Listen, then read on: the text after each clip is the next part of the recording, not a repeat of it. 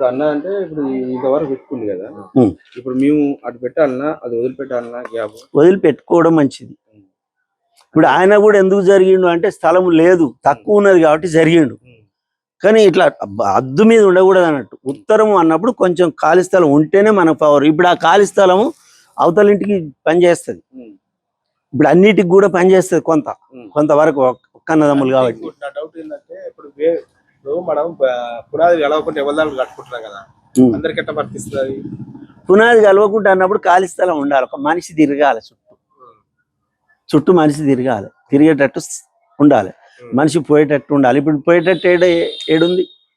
ఇప్పుడు వీళ్ళు ఇదే చక్కగా ఆడుకోసారికి ఆ 2 పిల్లర్ జాయింట్ అవుతుంటాయి, ఎంత సంద ఉంటుంది? ఇప్పుడు ఆల్రెడీ ఇప్పుడు ఆ పిల్లర్ తీసినప్పుడు పుట్టింగ్ నీటి వచ్చింది వస్తుంది. అది అవసరం లేదు, ఒక దాంట్లోకి వాళ్ళు కూడా పోతాయి, దానికి సంబంధం లేదు, అది లోపల పోతాయి. మనం ఈ కప్పుకు ఈ పిల్లర్ నిలబెడదానికే మనం లెక్క అట్లా చూసుకోవాలి, దానికి సంబంధం లేదు. మనకన్నా ఇప్పుడు చిన్న అనేది పొడుగు ఎక్కువ ఉండాలన్నా తక్కువ ఉండాలన్నా? బెడల్ కొంచెం తక్కువనే ఉండాలి, ఎక్కువ ఉండాలనేది ఏం లేదు, తక్కువనే.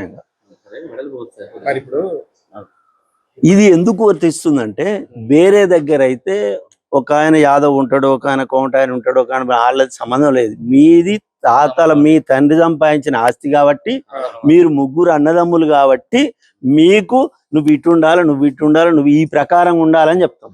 అదే వేరే వాళ్ళు కొనుక్కొని పంచుకున్న కాడు ఆయన వేరే ఉండొచ్చు,